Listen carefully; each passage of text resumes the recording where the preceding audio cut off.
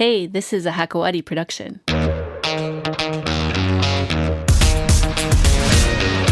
Hey everyone, welcome to the Men's Room. Our guest today is Eli Khoury, CEO of MNC Saatchi MENA, and he's also the CEO of Quantum Communications, a policy and strategic communications advisory firm. And let's not forget, a self-described political activist.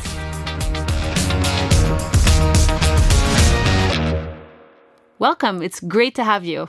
Thank you for having me. Let's start with MNC Saatchi MENA. You oversee the local branch of this advertising agency, which is part of a global group, which has 27 offices in 23 countries, and it's valued at nearly $385 million. So it's a big group.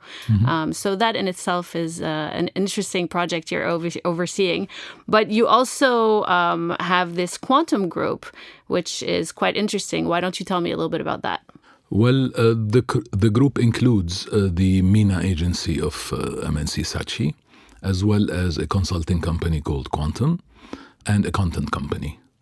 The agency, we run the MENA region. We're members of the network and partners with the network. Traditionally, we've won a very large number of awards, and we've been known for, if you want, a certain creative edge, same as the brand globally. Mind you, in the current terms, there are the four mega groups, the ginormous ones, and then there are independent agencies. Few independent networks remain today operating on the global front. Probably ahead of them or chief among them would be MNC Saatchi. Okay. Quantum Communications is born in Beirut, but it's sort of international. We work not only in Lebanon, we work basically across the globe. What we cater for is, as we call it, transformational communications. This is when, in vulgar terms, you want to, if you want change regimes, if you want to a majority keeping its majority or a minority becoming a majority, or if you want to communicate to your own people about advancement in policy and in social conduct such as democracy. You know, most of the third world is still roughly Jurassic about democracy and things of the sort. And a lot of governments are needing to talk to their own people. Also in times of trouble, we help pacify and we help rectify. So we do what is called usually in that field stratcoms. So let me back up a little bit. So MNC Saatchi, the advertising firm, has regional clients. Zain is one of them. You mentioned Zain is a mobile. Is a mobile. Yes, of course, it's a mobile carrier. We do a few others, and in Lebanon we have we have also Touch. We're big on mobile usually. We have Najjar Coffee, we have plenty. So for these clients, you basically produce traditional advertising. Advertising in the way that people think about advertising. Yeah. So who would be the clients at Quantum? Governments or organizations such as UN or EU or whatever. So you might say that you're kind of creating ads for governments. It's not ads. It's a complete, what we call 360 solution. It's about, if you want, advocacy. Advertising comes as a byproduct. It's about content. Do you approach it in the same way when you're selling a message, when you're selling a brand? No, it's totally different, of course. It's your management consultant, but specialized in communications and message. Okay. Can you talk about specific clients that the group has worked with? Yeah, we've worked with some of the top Western governments, such as the US, the UK, some European governments, some of the regional governments, such as Jordan, such as UAE. So if you do an ad, let's say for Zain, let's say, so that's what you produce for the client. What would you produce specifically for the country of Jordan or for It's the US a combination government? of all of the above. Ads, for example, content, Yes. ads, and advocacy advocacy. Shall I explain? Yes, please. each What do you one? mean by advocacy? Because you're also known as an activist. You're a self-described activist. You feel strongly about, probably the causes that you're taking on when you're selling this service. Of course. So specifically, It's when you have a case or a cause. We for help example, you.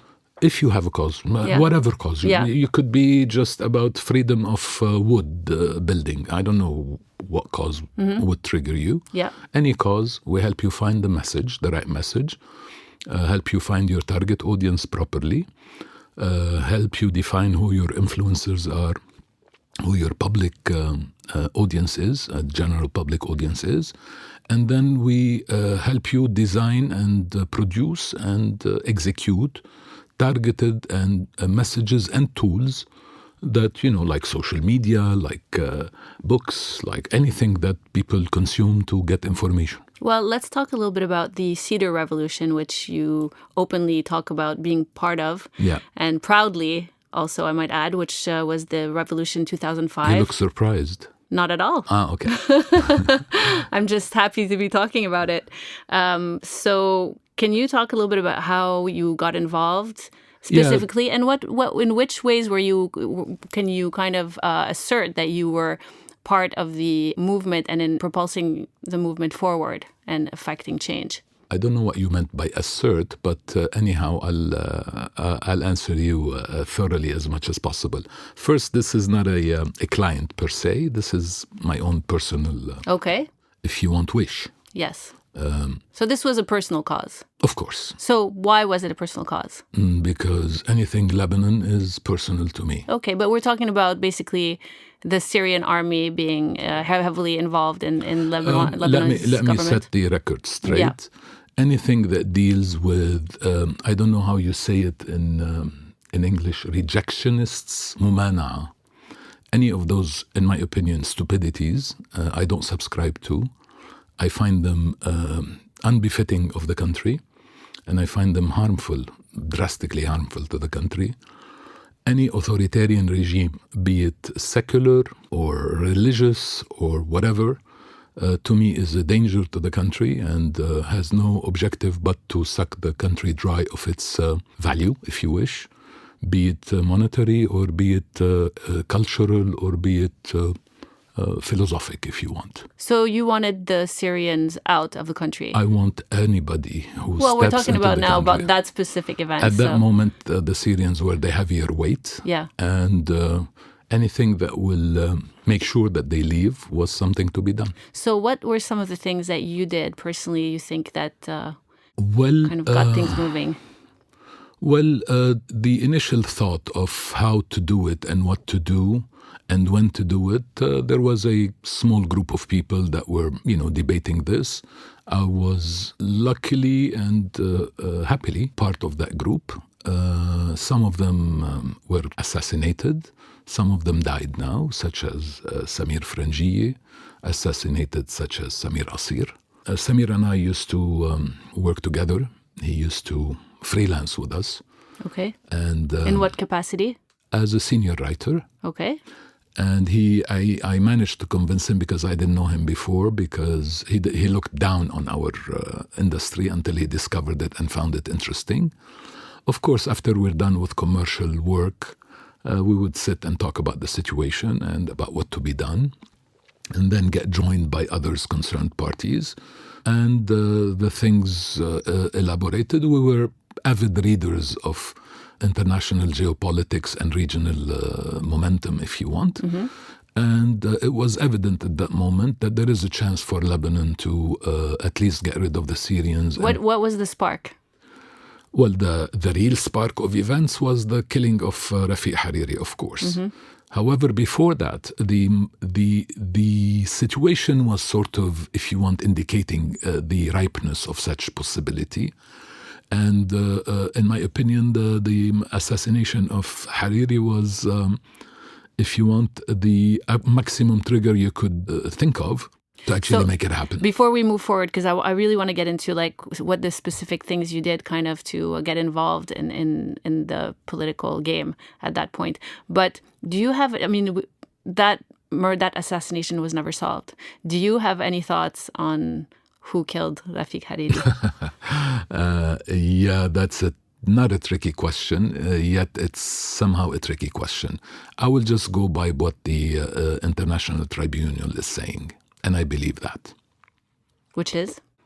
So far, it's pointing out at two, Syrians and Hezbollah. Mm-hmm. Why is it taking so long to solve that?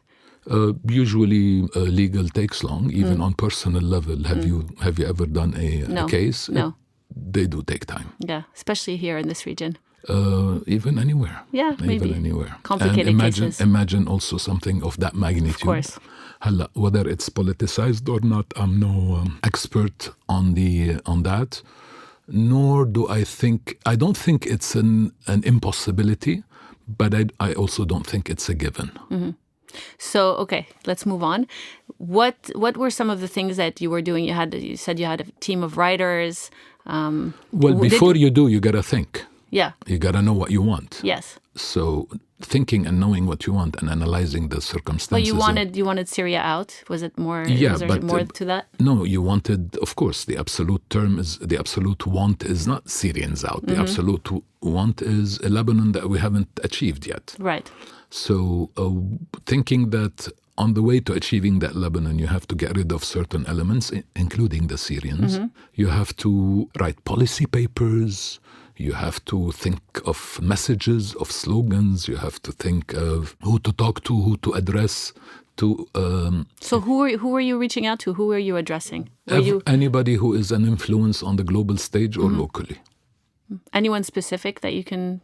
Starting from presidents down to ministers. Now, you like dropping names, don't you? Well, I just like to be specific. Presidents of the West. Yeah. Who was the president in 2004? Presidents of the West. You make your own research. Yeah. And I should know that off the top of my head. Exactly. That was George Bush. Example. Yeah. And think tankers, journalists, whomever could be of use. And then also design and, if you want, not manufacture, think up and produce, if you want, the messages that the public needs to hear. So are we talking like social media? Are you talking there was no social media at that time. There was no social media. We barely could send an SMS at that time. Were you doing media appearances? Posters, banners. Obviously, you're not in the country.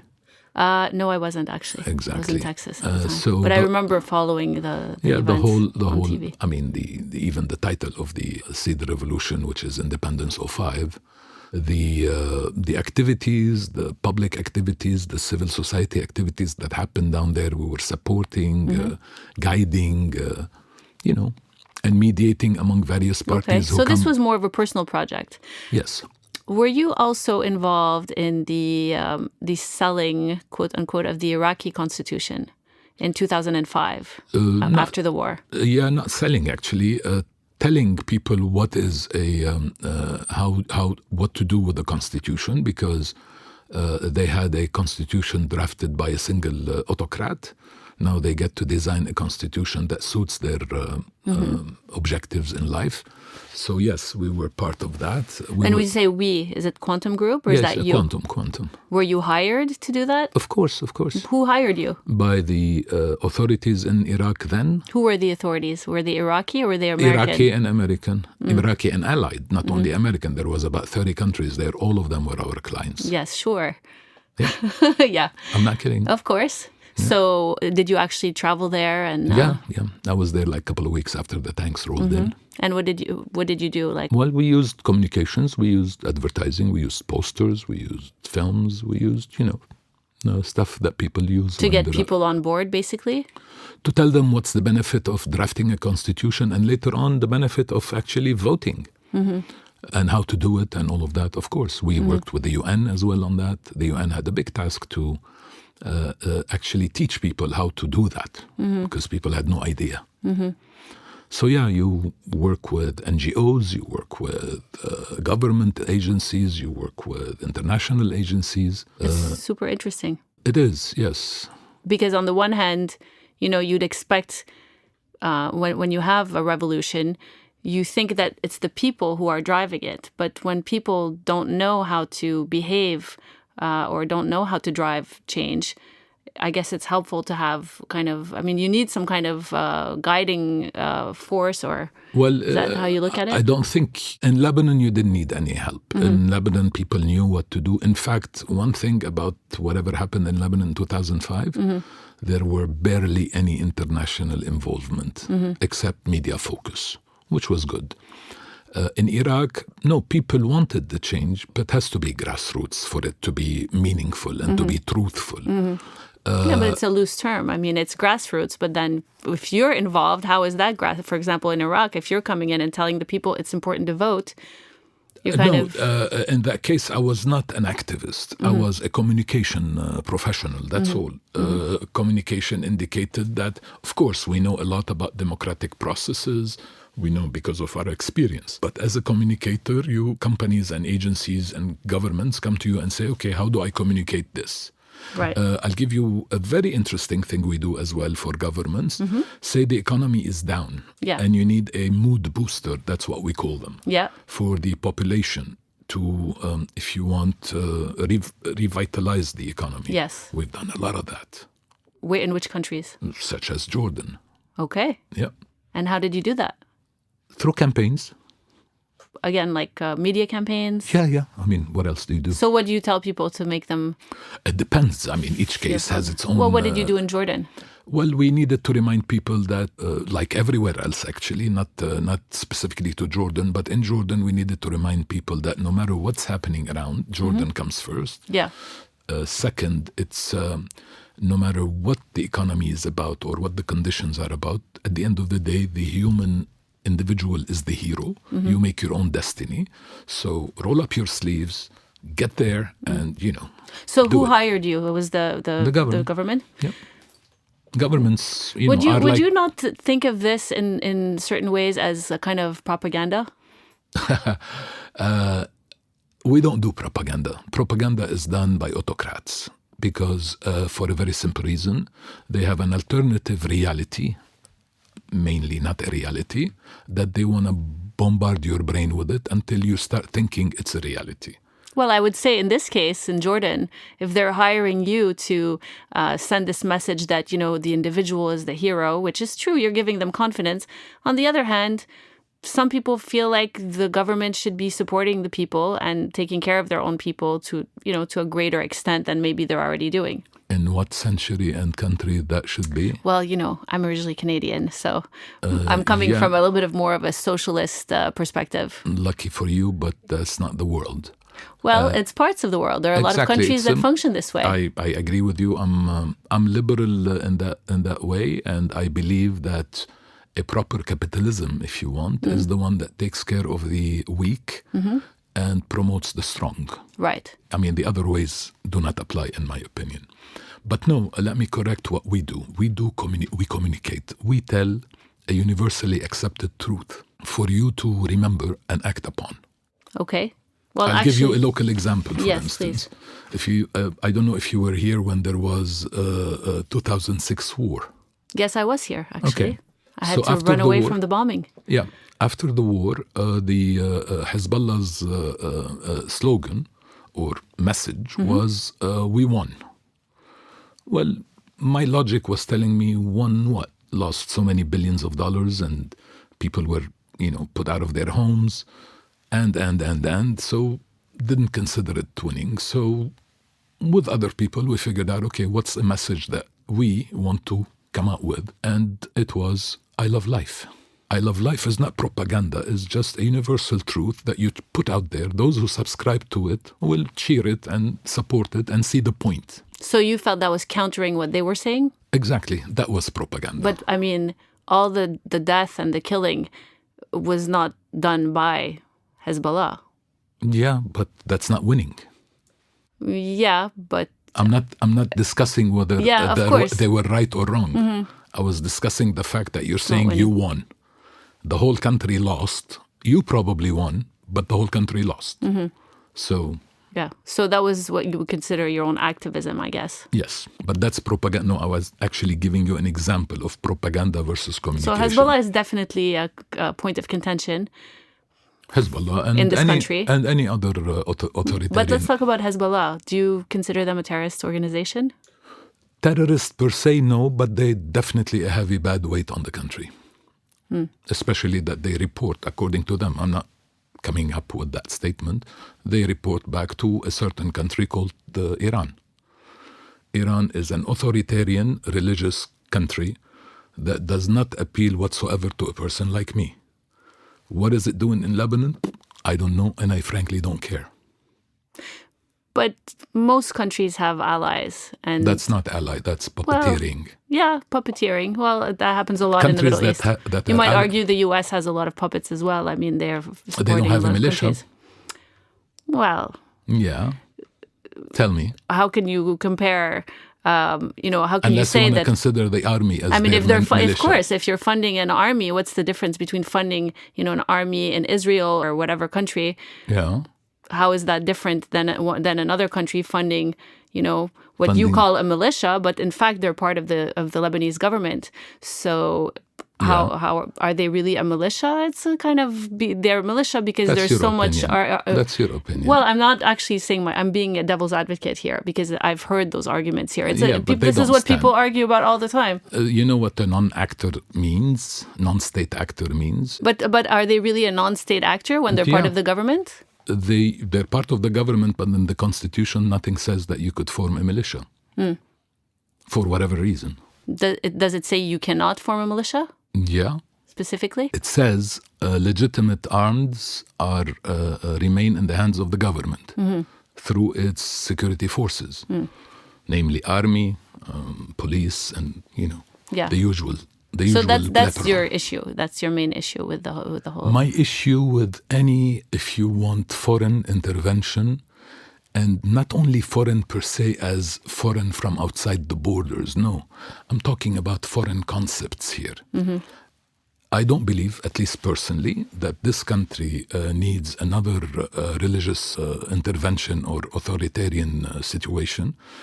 I don't at all appreciate the fact that party is called Hezbollah. What does it make me, Hizb al-Shaitan? There is an inconsistency, or if you want, unfairness in the way things are being put at the table. I believe my country first, economically and logically.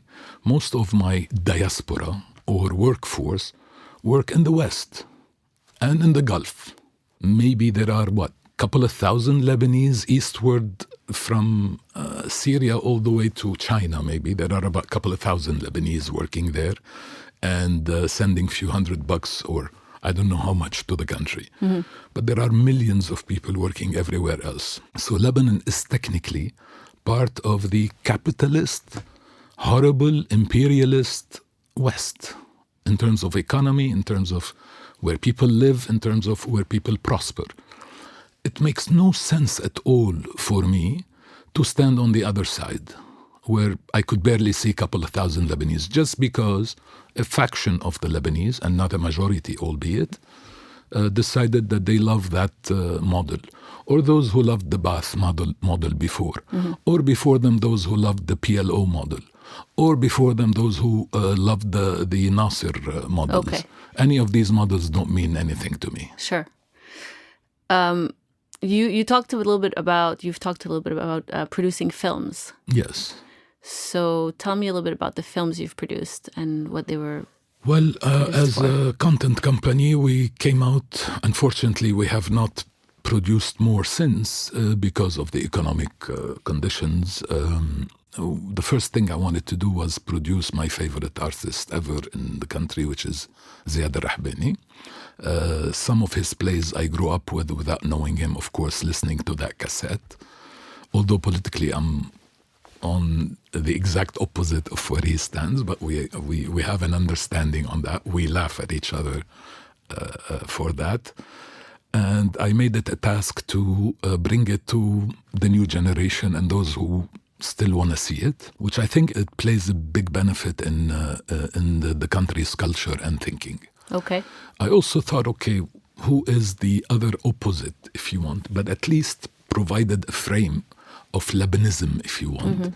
I thought of Bashir Ismail, the darling of a huge number of people in this country. I thought, why not bring this story out in the most, if you want, professional way possible. So these took like 3 years of work, and they were successful. When was this? Which year?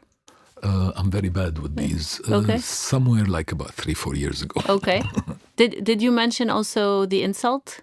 No, The Insult we wanted to be part of. Okay. The script was definitely a winner, but it's a technical thing, you know. I don't know if you know, there is something called 416 banking decree that allows you to borrow money, especially for stuff like that. Yeah. The price asking was bigger than what we wanted, and So you weren't part of that film? No, we were.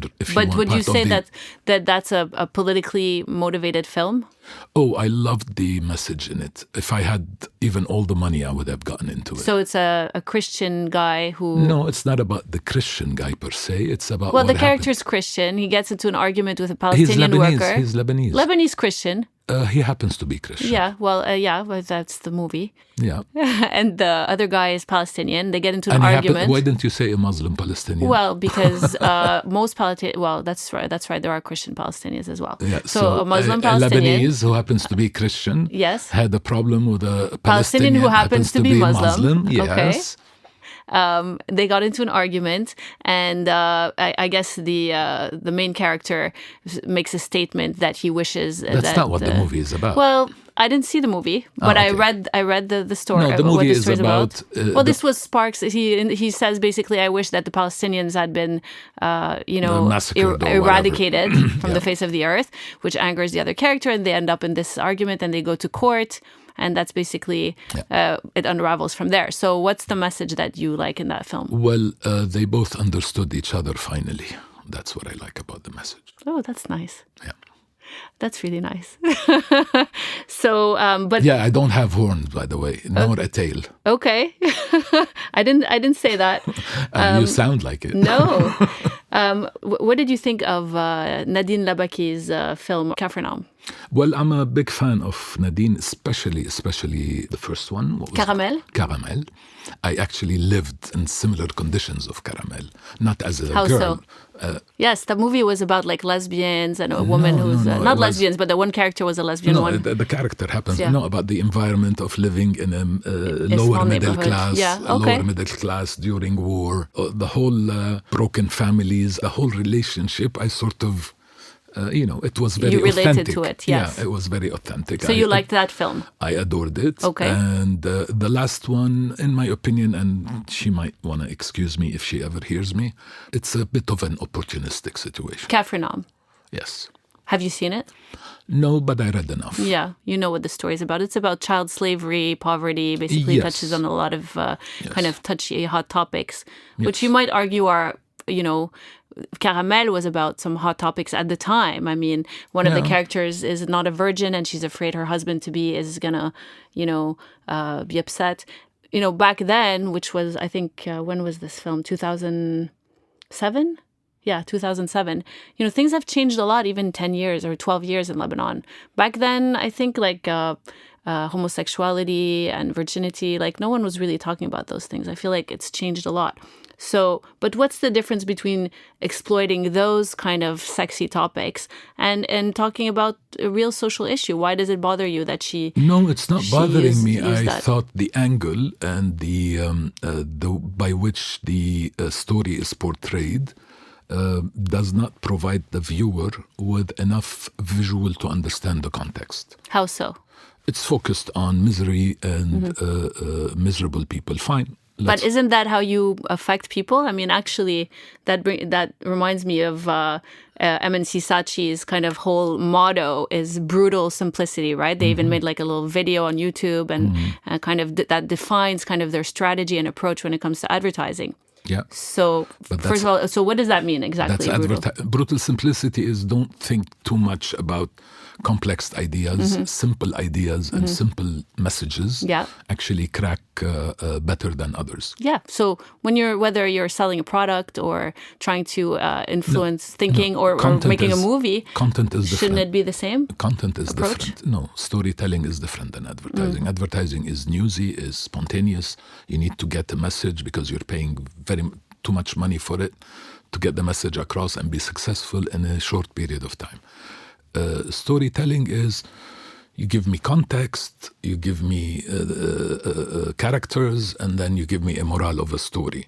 I think, or at least I believe, I might be wrong, but at least that's my own belief, that it was geared towards a certain audience that likes to see these miseries and want to go, oh. Come on, nobody wants to see misery. Yeah, of course. Oh, come on.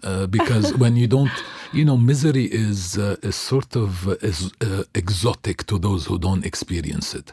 Those who experience it know what it is about, and if you want, may resent commercializing it. Is that what you think? Because I would think that people... I might be... No, I don't want to be over... No, sure. It's not like I want to destroy the thing. No. But I just didn't feel the urge to go and see it. As simple as that. Because of the story, because of the fact that it was focusing on the misery, basically, that exists in this country that nobody really talks about. And, you have people who are extremely wealthy driving down a street. Do you think I'm a heartless... No, I didn't say that at all. Not at all. I just saw the commercial value of the story before I saw the value of the story. Well, it was a very impactful story. I'm happy for everybody who done it and watched it. That's I'm not against that. I'm saying personally, I did not feel the urge. If you ask me, did you watch it? I'm not going to lie and say yes. But isn't part of, like, if that's a problem, isn't part of solving the problem kind of raising awareness about it, and kind of the same thing as what you do when you're, communicating things? Probably that's absolutely right. I'm watching entertainment here, so I have the freedom to decide on what kind of, I don't watch horror films. Okay. They don't mean anything. Sometimes I laugh. Right. I barely watch dramas because cries don't mean much to me. What kind of movies do you like? I like fantasy movies. I like science fiction movies. I like thrillers. I like comedy. I adore. Romance. I adore. Like, what's one of your favorite movies? Wow, that's a tough question. It depends on which category, because many favorites.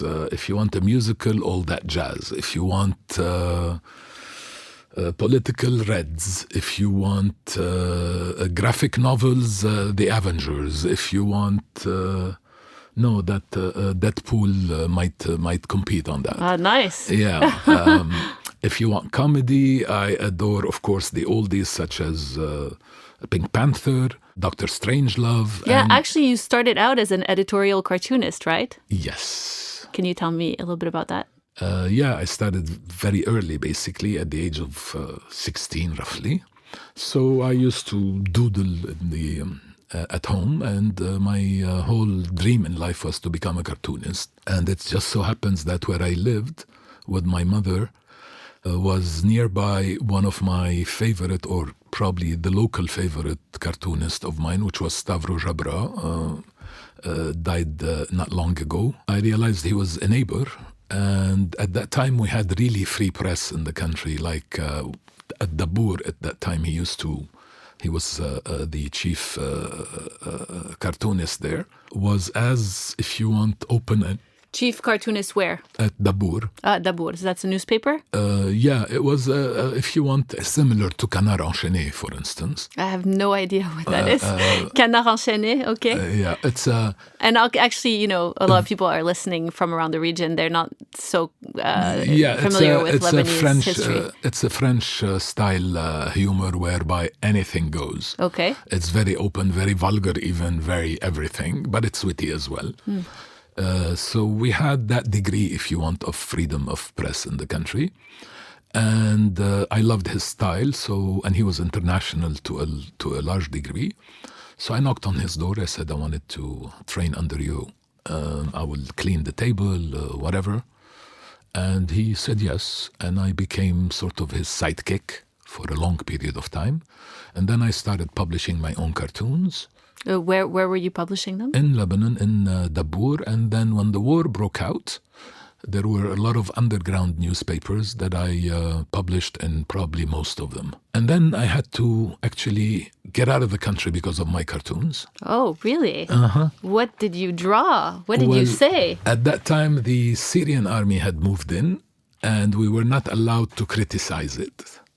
So I slipped my cartoon because I was also doing the layout of the magazine at the end of the night. I slipped out my cartoon that criticizes the army. Can you describe the cartoon? It's not politically correct. Exactly. Shall I say it? Yes, please. You might be banned in some countries. That's okay. So I pictured the army personnel suckling on two tits. One is the communist Russia, the other is a bag of dollars. Okay. American dollars. Yeah. And called them Uwet Rada. Mm-hmm. So, I don't know what that means. Suckling. Oh, okay. Okay. And my name, of course, is like John Smith in this country. Yeah, there's a lot of Eli Khoury's, right? Exactly. You could have just said, no, it's not me. It must have been That's another how guy. I got away, by the way. Okay. Awesome. That's amazing. And the mukhabarat, or the secret service of that army, also went after me, looking for me. Where did you go? I didn't go anywhere. I traveled. I went to LA. Yeah, okay. So you were in LA. And I lived in LA for 10 years. Okay. Yeah. So do you think that films are used as a political tool? They can be. Okay. Well, culture is manageable, at least I believe so. It is manageable just like economy or anything else. I mean, some people say, or I mean, I probably need to Google that a little bit more, but that the film industry is heavily influenced by, the... Jewish. No, not by the Jewish. That's not what I was going to say. Don't put words in my mouth. By governments, like in the United States, for example, the film studios... who owns them and stuff. Well, of course. Do you think they're used as Not used. There is an influence, of course. There are people who happen to... there is a good portion of Jews in that industry. So, yes, the natural outcome is going to be an industry that is rarely not friendly to the Jews, for instance. But there are so many Anglo-Saxons and WASPs there as well. Same thing. Now there are many African Americans there, so they get their share. It depends on who's playing the game to decide what goes on. Now, for it to be manipulated so much by governments, this is a third world, especially Middle Eastern concept that keeps forgetting that the West never has a single opinion. Single opinion happens only in authoritarian areas. The West, there are as many people with you as many people against you, against your concept or whatever your politics are. Mm-hmm. You might say it's a war of ideas. It's a constant struggle. Look at how many people. How many people are against Trump? So whatever Trump is pro, the others are against, and vice versa. And before with Bush and with Obama, and so. There isn't a conspiracy, and if you know those who design policies real well, my God, conspiracies are too hard to execute. Ground realities change everything. Example, 2005 in Lebanon, the big powers didn't ask Syria to leave Lebanon. They wanted them withdrawing back to the Bekaa. The people here and the pressure that the people created, followed by the media, is what got the thing done. Mm-hmm. So no, I do not subscribe at all to the conspiracy theories. You could always conspire and you could always succeed partially somewhere, but you can't hegemonize industries and countries. So Quantum Group has an office in Washington, D.C., right? Mm-hmm. What do they do there? Well, we work with the government or institutes when they want us to. Mm-hmm. So what are some of the projects like the ones just explained to you? Yeah. You're not very specific. Counter-terror, we did a lot of that. We're actually among the best companies that do that. Counter-terror? Yeah. How? How do you do that? Through messaging, through communications. Do you use a lot of social media? Yeah. Do you Nowadays, of course, you can't But Is it like the kind of strategy that we've seen like from the Russians, for example, where you create kind of communities online no. that get people? That's the if you want the old Soviet model of Well, propaganda. it seems to have worked pretty effectively in the case of, the last U.S. elections. So if you want to call it like old Oh no, come on! Soviet. Don't tell me it's the Soviets. The Russians made. Well, I mean, there's Trump obvious happen. there's a lot of evidence coming out that they were manipulating some they were stuff, and who meddling. knows if they hadn't meddled, if the results would have been the same. The fact is, we don't know. Meddling is one thing; succeeding is another. Well, they meddled, and Yeah. what they wanted succeeded. Why do you think they wanted? Well, I mean, they have a lot of, President Trump has a lot of investments in Russia. There's a lot of ties between his companies and the Russian companies. Yeah. Well, Okay. that's a good reason to want, if your friend owns a lot Do you of property in your honestly- country, do you it's honestly kind of a believe- bonus if he's the president of a country. Do you honestly believe that such a huge country like the U.S., even when compared to Russia is maybe 10%, even 20% economically, and even population-wise is 25% of the U.S., and technologically maybe not as advanced as the U.S., do you think anybody could do that much damage? Absolutely. It's not what I think. I mean, it's a fact. Fact. It's That's a fact. heavy They've word. admitted to You're meddling. You're starting to become like No, to I mean, sound you like can read Trump. it anywhere. I mean, it's not complicated. It doesn't take a lot of technology But to kind of meddling- but organize Facebook groups, But meddling does not and fake accounts. Meddling does not necessarily reap results.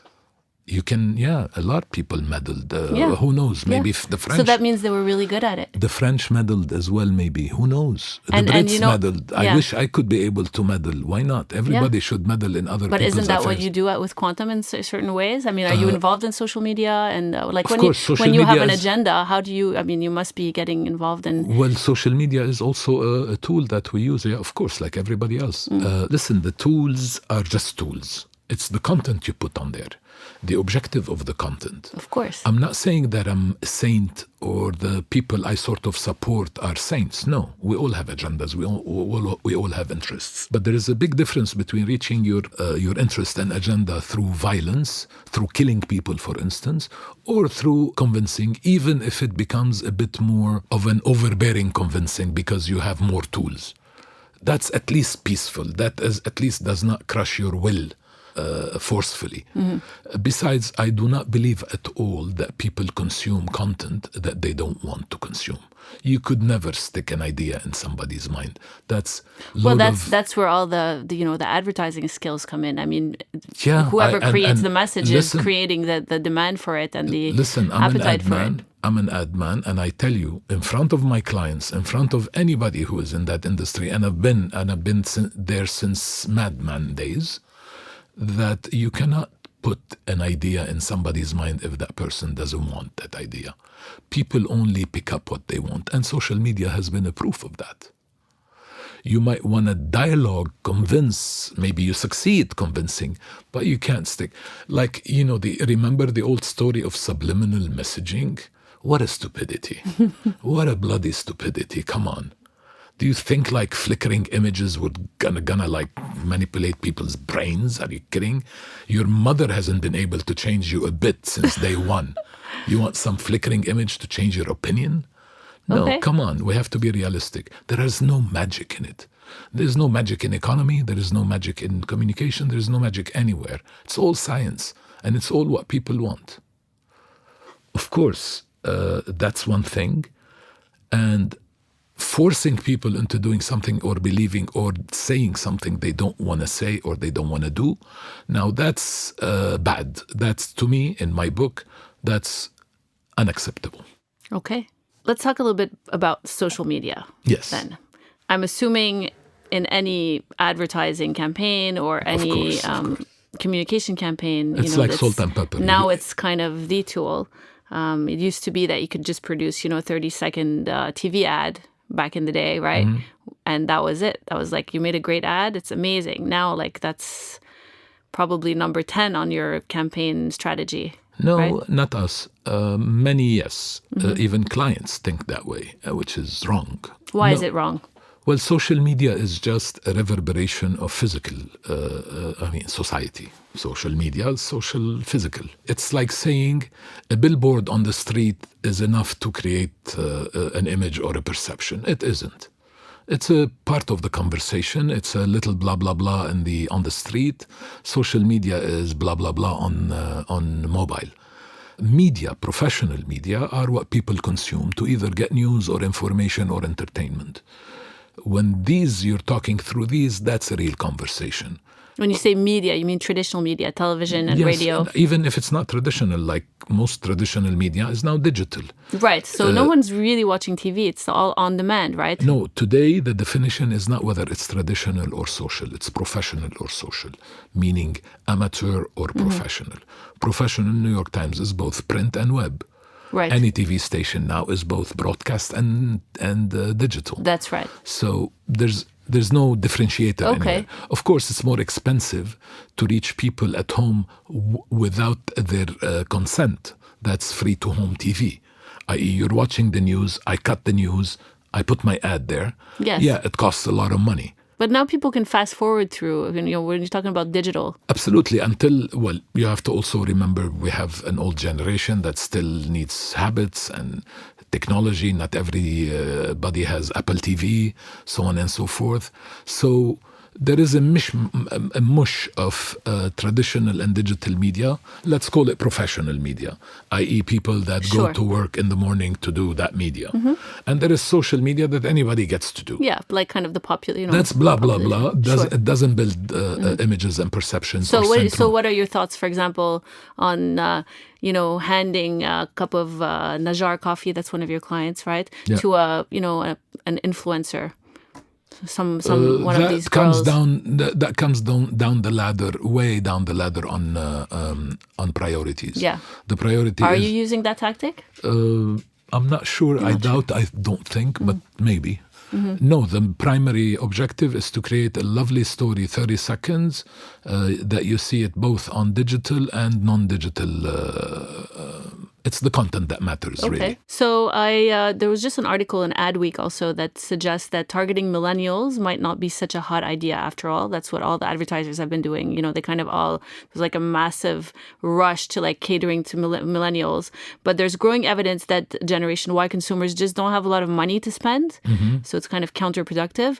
In fact, according to a study by Deloitte's Center for Consumer Insight, they surveyed this is in America, of course, 4,000, but I'm sure it compares to here, 4,000 American consumers to determine their current consuming habits. They found that since 1996, the average net worth of consumers under 35 has dropped by 35%. So they're not only don't have money, but they have less money than they used to. So despite this, advertisers have been putting more effort and money into that group, targeting that group. But now they're realizing that people behave more like their income than their age. So targeting that age group is kind of not seem to be very effective. Do you have any thoughts on this? Of course. I mean, I've read a lot, but I'm not quoting now. I'm theorizing based on all my reading and my own thoughts. Millennials, Z, and all of the other letters have a different way of looking at things.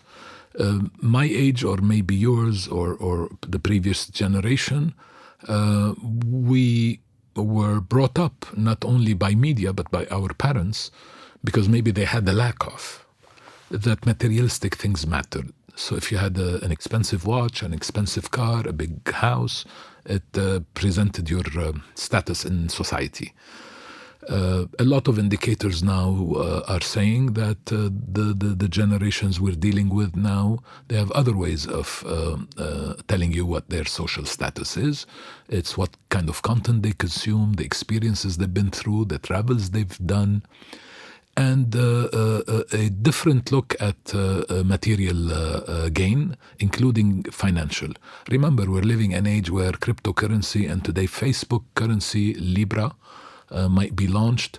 So all the notions that you and I have grown about, in the old days it was gold, then it was cash, then it was I don't know what, stock and whatever, oh, these are going to change, and these millennials and young people are reading this much more than you and I. So they anticipate a different... So when you guys, well, I know you're not involved in the day-to-day affairs at your, as the CEO of MNC Saatchi, but do you feel like you've been targeting millennials in the last few years? Well, at the end of the day, we are a B2B company, i.e. we work for certain clients. We have our opinion. We can stress our opinion and convince of our opinion, but at the end of the day, the client is God in that case.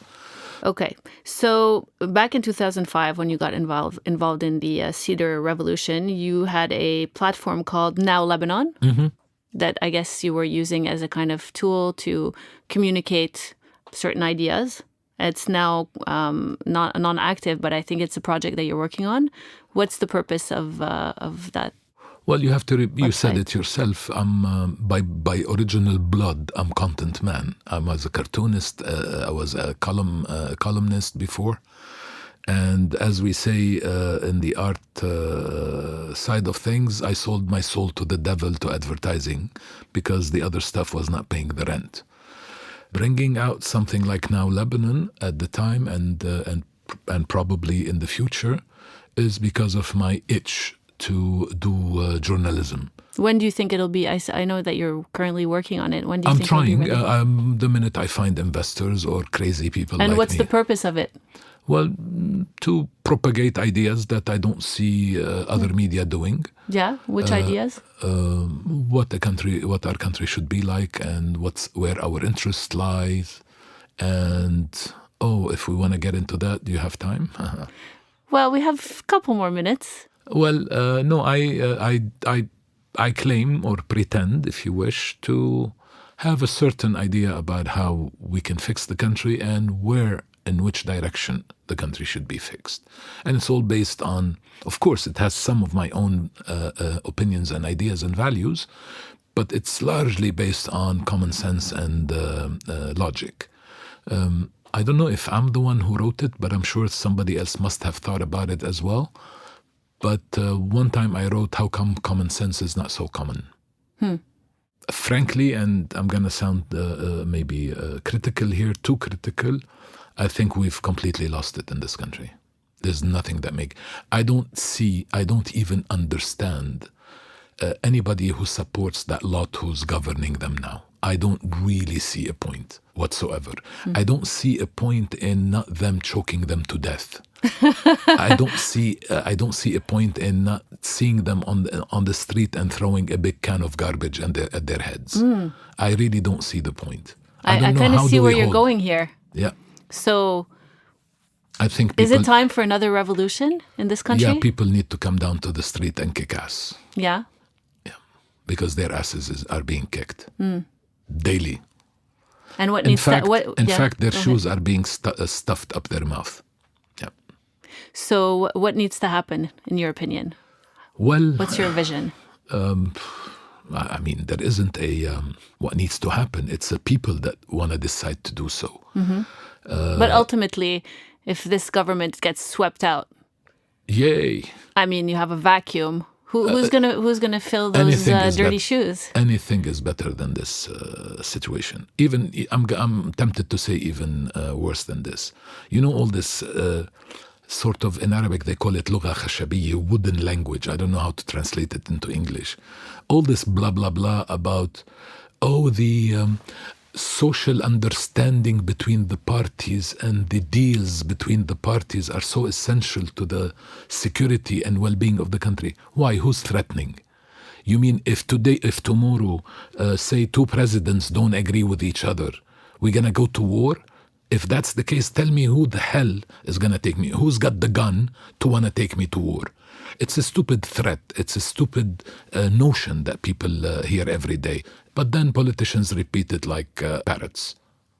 No, it doesn't make sense. Tell me, if you say to the other politician that you're wrong and I disagree with you, does that mean war? We just go to elections, proper elections, not fake ones, and decide who's right and wrong. But no, we're sold a bunch of stupidities. And the biggest, you want to know what the biggest issue in this country? Yes, Centralized power. centralized power and money. All your taxes, all the benefits of this country are centralized in a barely operating, not even, it's a jeopardizing machine called this government, or the government and administration, and controlled by 4 or 5 people. They decide where the last penny goes. And guess what? They take half of it at least in the process. So it's a combination of... this is a widely known, a lot of people are talking about this. It's no secret. Yes, but are they doing anything about it? Right. Are they at least voicing, no, we don't want to shake the civic peace. Who's going to shake the civic peace if one speaks his mind or opposes something or votes against something? So logic, common sense, zero almost. In fact, illogic.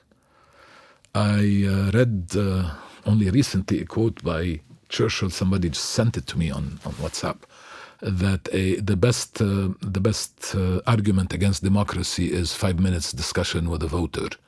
Wait, the best argument against democracy is a 5 minutes discussion with a voter. Okay.